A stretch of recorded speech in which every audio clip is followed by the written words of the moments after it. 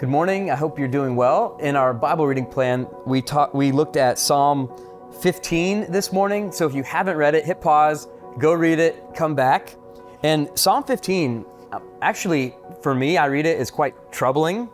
So verse 1 says, "O Lord, who shall sojourn in your tent? Who shall dwell on your holy hill?" So, okay, God, who can come into your presence? God, who can be with you?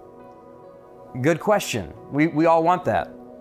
But then he goes on for the rest of the psalm and he says, "He who walks blamelessly and does what is right, speaks truth in his heart." And then he lists verse after verse after verse of things that this guy does, the purity and the holiness of this person who gets to enter into God's presence. So if you're like me, you read that and you'd be like, that's not me.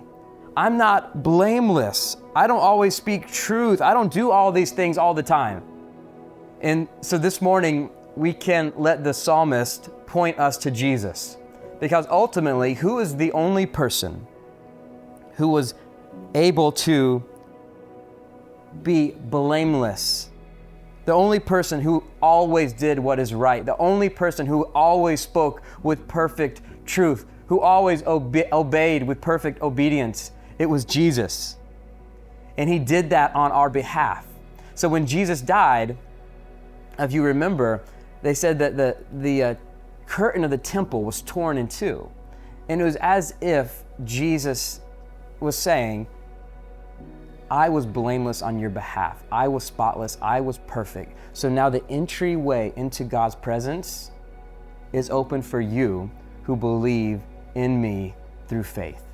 So this morning we can be troubled by our own lack of holiness or lack of blamelessness, but we can be encouraged that Jesus has obeyed on our behalf. So as always, we want to pray through this psalm this morning. What can you draw out? Maybe some things to confess in your life. What are some things that you can pray for those in your family and those in our city? Take a line from the psalm and just begin to pray it back to him. We'll look forward to studying Psalm 16 together tomorrow.